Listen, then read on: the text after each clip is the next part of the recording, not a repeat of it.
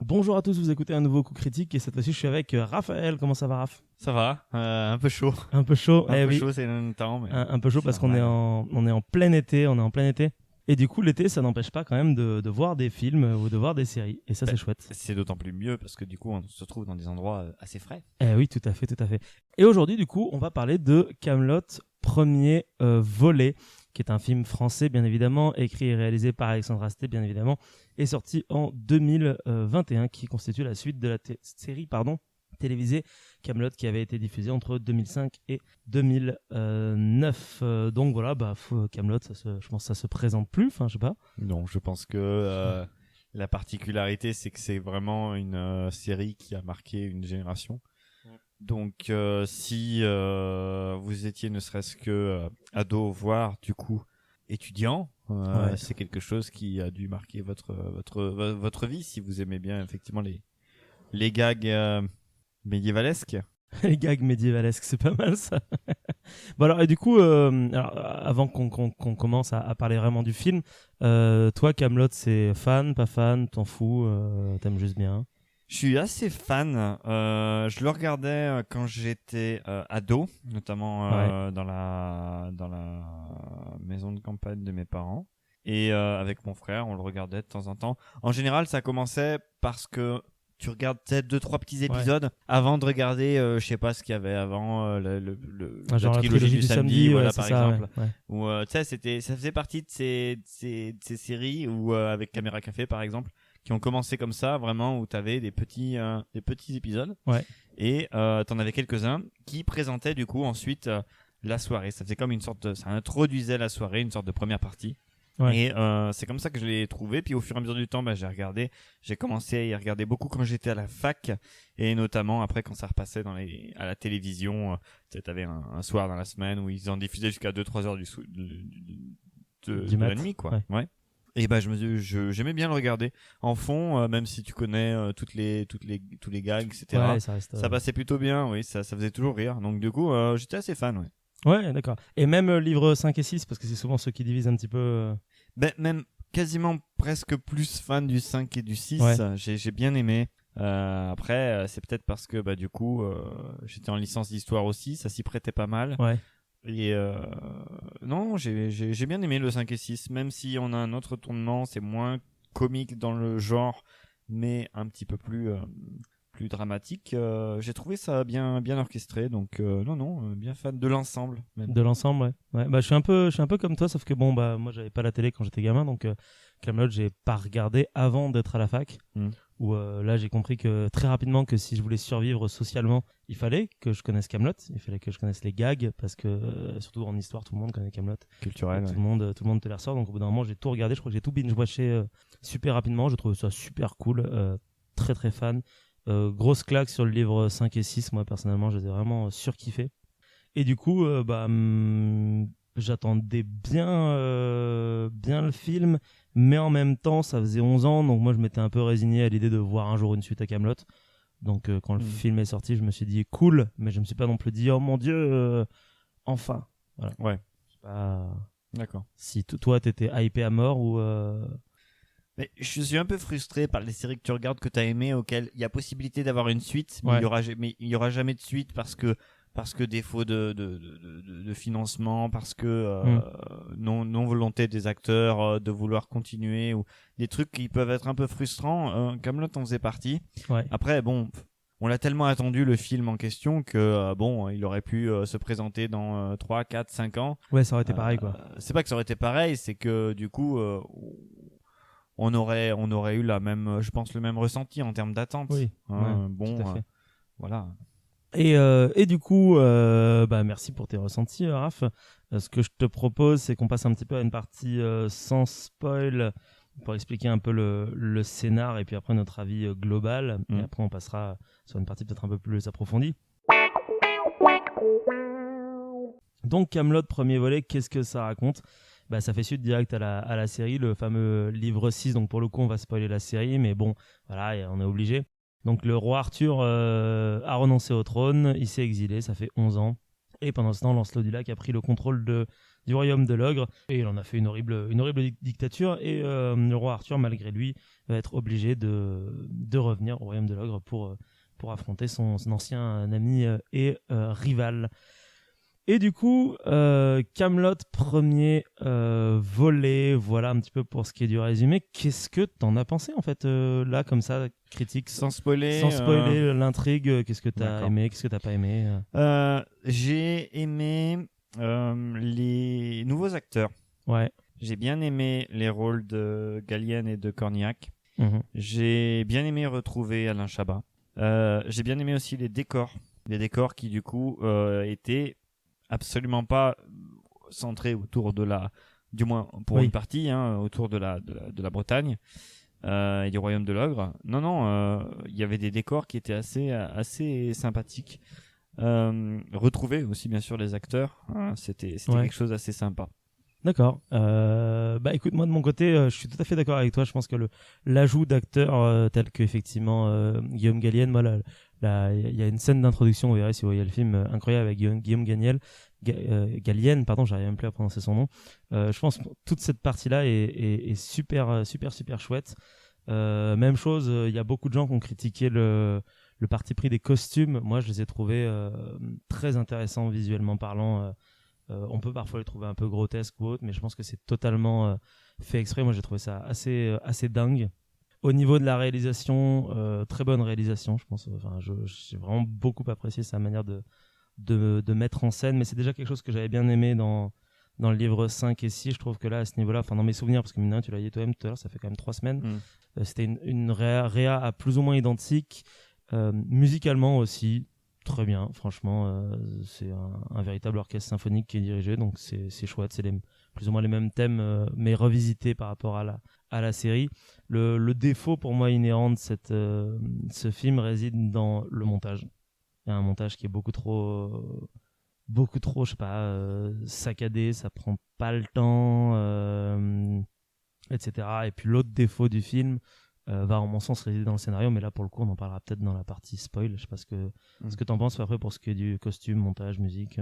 J'ai trouvé des costumes sympas. Ouais. Le costume de Lancelot, il est Très beau. Hein. Je trouve qu'il est très très beau. Ouais. Même ses soldats sont les soldats qui sont Les soldats saxons aux ordres de Sting. Oui, c'est vrai que parce qu'il y a Sting dedans. Sont aussi très beaux. Il y a une part d'austère quand même qui est représentée. Non, les costumes aussi étaient un fort, je pense, du film. Tout à fait. Bon, bah écoute, ça va être difficile d'en dire plus sans spoiler, donc passons à la partie spoil. Spoilons à mort le scénario. Bon voilà, bah, vous êtes prévenus. Hein. Alors donc, Kaamelott, premier volet. Tout à l'heure, je disais qu'il y avait en mon sens, pas mal de problèmes de scénar, mais bon après, comme toujours, là on va juger le film, on va pas juger la trilogie parce que c'est censé être une trilogie dans son ensemble, donc faudra voir ce que ça donne avec les deux autres. Mais à l'heure actuelle, je trouve que le scénario va très vite, trop vite. Oui.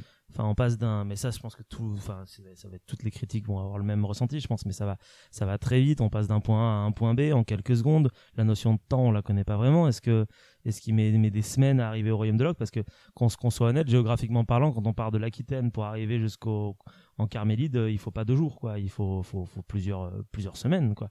Donc ça va très très vite. Gros défaut, je trouve, d'écriture à ce niveau-là. Un manque, en mon sens, tu me diras si t'es d'accord ou pas, un manque flagrant d'émotion, j'ai trouvé, dans ce film-là. Ce qui est dommage parce que le point fort de Kaamelott, c'est quand même la relation entre les personnages. Et là, pour le coup, il y a tellement de personnages, et c'est un autre défaut du film, il y a trop de personnages dedans, que ils n'ont pas le temps d'avoir une vraie scène avec une vraie émotion de retrouvailles.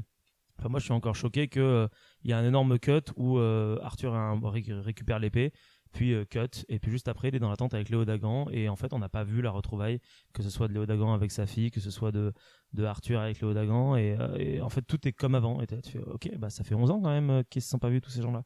C'est quand même dommage de pas voir des moments forts de grosses retrouvailles, et pareil, autant je pense que j'ai adoré la partie, toute la première partie qui doit durer une demi-heure, 3/4 d'heure en Mauritanie avec justement Guillaume Gallienne et Clovis Cornillac, autant leurs personnages finalement décèdent très rapidement, surtout celui de Cornillac, et sont des excuses pour pousser Arthur à à aller au royaume de l'ogre. Et je sais pas, je trouve que scénaristiquement parlant, ça reste bien, hein, mais je pense que Astier nous habitue à tellement bien, tellement mieux que je peux pas empêcher d'être un chouïa déçu plus j'y réfléchis.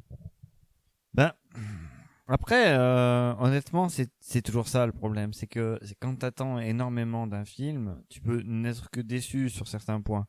C'est vrai que t'as raison pour dire qu'il faut prendre la trilogie dans son ensemble. Et que c'est difficile de dire ouais, j'aurais préféré voir ça que du coup en réalisation j'aurais fait à la place de, parce que du coup c'est absolument pas ton travail, puis d'ailleurs c'est un métier, bien évidemment. Mais si on met ça de côté, je suis d'accord, j'ai beaucoup aimé la première partie pour tout ce qui est les décors, hein, la poursuite sur mer avec Gallienne et aussi les passages de Clovis Cornillac dans le désert. C'est quelque chose d'assez assez beau à voir. C'est beau, ouais. Après, question émotion, je suis pas d'accord dans certains points, parce que il y a quand même un point qui est fort, c'est celui où il décide, bon, une énième fois, hein, Arthur décide de céder à Guenièvre, qui a perdu, tu te rappelles, sa couronne, et du coup, lorsqu'il la libère et qu'il va chercher son épée, il faut qu'il retourne à l'endroit où il a libéré Guenièvre parce qu'elle avait gardé la couronne de son époux lorsqu'ils se sont mariés, à peu près quelque chose comme 20 ans auparavant, hein, ou même plus. Et à ce moment-là, quand même, il décide de l'embrasser, chose qu'il n'a jamais fait dans la série. C'est vrai. Et je trouve que ça finit un arc, ça, déjà, de base. Ça finit une trame du film, dans le sens où, en grande majorité, pendant la série de Kaamelott, ça a été ok, je vais voir ailleurs, j'ai promis à mon ancienne maîtresse et préceptrice romaine que j'allais me marier avec elle, chose que finalement je ne peux pas, mais du coup je n'aimerais qu'elle. Ouais. Et donc là, pour le coup, on sent qu'il y a un virement de situation dans ce sens-là. Autre chose, je trouve, oui, que c'est assez rapide dans les enchaînements. J'aime pas dire ça, mais j'aurais préféré presque un film, juste la durée du film, où il remonte petit à petit, de Mauritanie jusqu'à l'ogre. Jusqu'à l'ogre, avec davantage peut-être de scènes en Aquitaine, ça aurait été assez fun. Tout en plaçant des scènes de l'ogre, tu vois, pendant ce temps, ce qui se passe, chose qui était faite de base, hein, dans le film. Bien sûr. Oui, plus en détail certains personnages. Et comme ça, du coup, si on passe plus de temps avec certains personnages, on a plus de temps de les découvrir, on a plus de temps de les redécouvrir. Bien sûr. Qu'est-ce qu'ils ont fait pendant un certain nombre d'années. Parce que, du coup, à part quelques personnes qui sont assez travaillées pour ça, à savoir Perceval et Caradoc, où on sait à peu près ce qu'ils ont fait pendant ce temps-là, les autres, c'est plus compliqué. Et donc, du coup, si on se focalise sur moins de personnages dans un film, et du coup, on en laisse d'autres dans des films prochains, ce qui peut arriver, hein, avec le Maître d'Armes par exemple. Je sais pas s'il était prévu au casting, ou il y a certains personnages comme le Maître d'Armes, ou comme Yvain aussi, qui n'apparaissent pas, ou Yvain qui n'apparaît pas, hein. Donc du coup, c'est possible que ce soit fait pour les prochains films. Mais voilà, juste pour dire que j'aurais préféré presque qu'ils se concentrent sur ce voyage. Ouais, un voyage initiatique. Un voyage initiatique, et que par exemple, il rencontre Caradoc à Vannes, etc. Ouais, je suis assez d'accord avec ça. Moi, je pense que ça aurait gagné en fluidité et en émotion, et en prendre le temps, quoi, de faire quelque chose comme ça, et de pas avoir une confrontation tout de suite avec Lancelot. Oui, voilà. D'autant plus qu'à la fin, de toute façon, c'est pas que rien n'a changé, mais Lancelot est toujours vivant. Oui, voilà, il y a pas grand chose qui a changé. Surtout, la confrontation, pour moi, elle est trop tôt. Elle est trop tôt, ouais, c'est ça. Il aurait fallu faire un build-up, quoi, en fait. Je l'aurais mis peut-être dans la deuxième film, tu vois, et j'aurais gardé Méléagant pour le la troisième. Fin. Ouais. Après, on sait pas ce qu'il a prévu pour son 2 et son 3, mais le souci après, c'est qu'il faut reconnaître que même si pour nous, en tant que fan presque de la première heure, ça paraissait évident que le film allait avoir un succès particulier. Oui, bien sûr. Puisque tant attendu, et malheureusement par rapport au contexte actuel, ça a été un peu moins qu'espéré, hein. On peut pas prendre non plus le risque d'imaginer faire 3 films si on ne peut pas dépasser le premier. Bien sûr. C'est Bien sûr, bien sûr. complexe, c'est C'est quelque il chose y a d'assez des raisons complexe. économiques derrière, tout à fait. Ouais. Donc, on aurait pu avoir une fin à ce film, et ça n'aurait fait qu'un film. Et du coup, si tu le prends en un seul film, tu te dis, ok, il y a peu de temps pour parler de tout le monde, mais potentiellement, il y aurait un début et une fin, quoi. Et donc là, le film passerait déjà mieux dans son ensemble si tu ne prévois pas plus loin. Parce que du coup, tu te dis, si Lancelot, il est défait, en fait, qu'est-ce qu'il reste à faire? Il reste Mélégagan, c'est ce qui est placé dans la scène post-générique. Mais en soi, voilà, s'il n'y a pas de suite, ça se termine comme ça et c'est très bien, quoi. C'est presque un happy end au final. oui, en soi, et surtout à la fin, où quand il arrive à défaire Lancelot et que Lancelot lui dit qu'il c'est un incapable, un bon à rien, lorsque Camelot tombe en ruine à cause des catapultes burgondes, bah, on sent presque qu'il va vouloir une deuxième fois se suicider parce qu'il se place vraiment sur la table en question et puis il attend que la mort vienne le prendre. Mais comme ça se fait beaucoup ces derniers temps pour toutes les grandes franchises, il y a des nouveaux héros assez jeunes qui l'en dissuadent. Et tu sens potentiellement que derrière, il y a peut-être une seconde garde une relève d'acteurs, une relève qui pourrait prendre le... Qui d'ailleurs sont ses propres enfants au final à Astier d'ailleurs. Oui, c'est la particularité, c'est vrai que... Mais tu vois, justement, c'est ça que j'aurais un peu à reprocher aussi en termes de travail d'écriture, c'est que j'ai l'impression que, en fait, à la fin du livre 6, Arthur, il est exilé à Rome, et moi, je me souviens toujours de la dernière scène où, au début, il est déprimé dans la maison de son ex-femme, puis après, il se relève, puis il commence à s'entraîner à l'épée, et après, il y a marqué Arthur reviendra. Et pour moi, j'avais l'impression que ça voulait me dire que ça y est, en fait, il a réussi à vaincre sa dépression, et il va revenir, et il va essayer de reconquérir l'ogre. Et au final, tu prends dans le film, Arthur, il a pas changé, il est toujours blasé, il a toujours pas envie d'être roi, il est toujours suicidaire visiblement.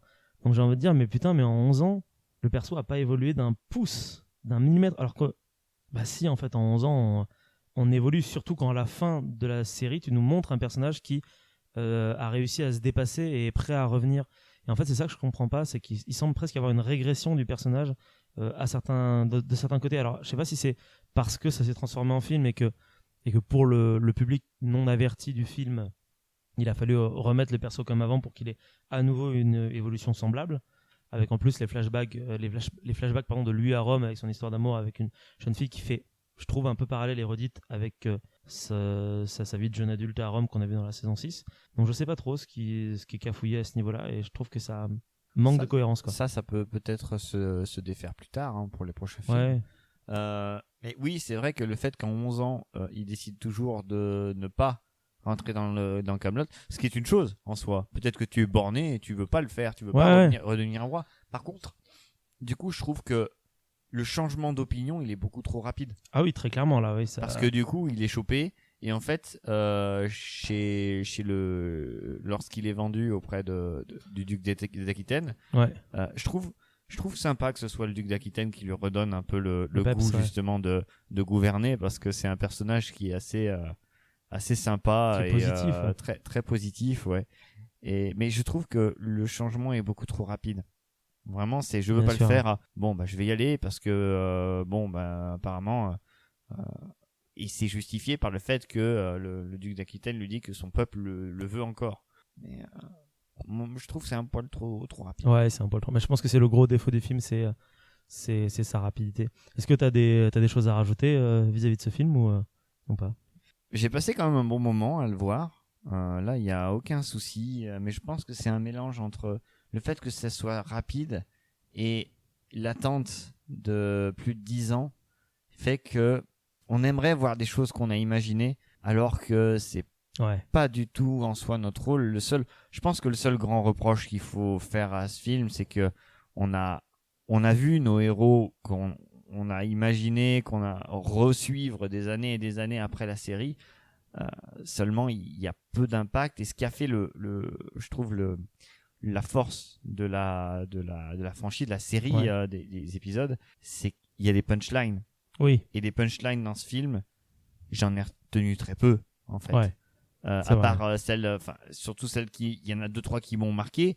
celle de Guillaume Gallienne au départ, quand il fait voilà, l'abordage, quand il tue quelqu'un à l'arbalète et qu'il dit que voilà, c'est un geste très fort, mais que bon, il fallait montrer l'exemple. En même temps, il demande à quelqu'un de recharger. Enfin, on voit que y a cette autodérision qui a fait aussi les grands jours de Kaamelott. Et puis le fait aussi que Venec derrière insulte encore la duchesse d'Aquitaine de pute. Ça c'est des choses qui du coup marchent assez bien dans l'humour en question. Mais ouais, j'ai trouvé et j'arrêterai sur les critiques pour ça parce que le reste, faut comprendre que tout le reste j'ai bien aimé, hein. C'est juste que j'ai trouvé, c'est là on se focalise sur le négatif. Voilà, on focalise sur le négatif, mais les personnages qui sont devenus méchants sont finalement ont peu d'impact. Ils ont très peu d'impact. Ils sont juste des faire-valoir notamment d'un Lancelot qui n'existe que pas dans le film. Il doit avoir 3-4 lignes de dialogue, je crois, au total. C'est vrai que si on peut terminer sur les méchants, Lancelot, autant son costume est classe, autant le combat est bien. Le combat est bien, mais c'est vrai que le personnage est très peu présent. Ses motivations, alors heureusement qu'on a vu la série pour les connaître.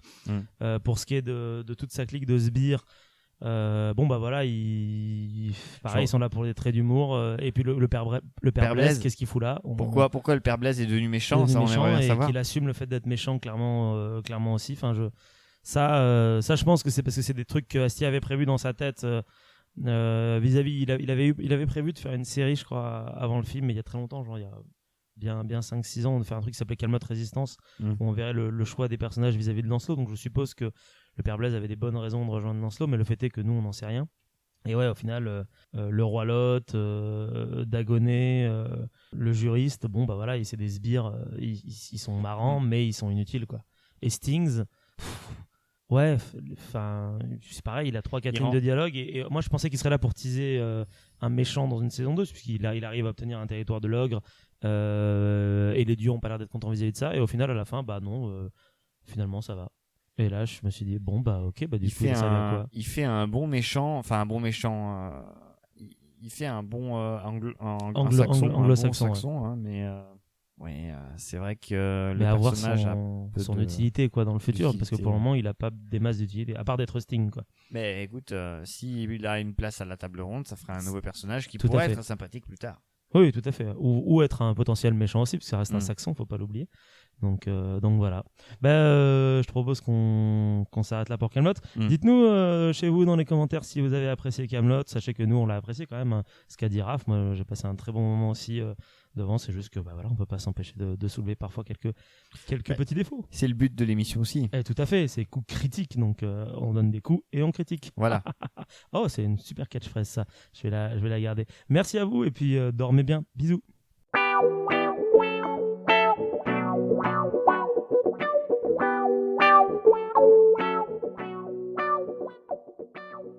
C'était nul.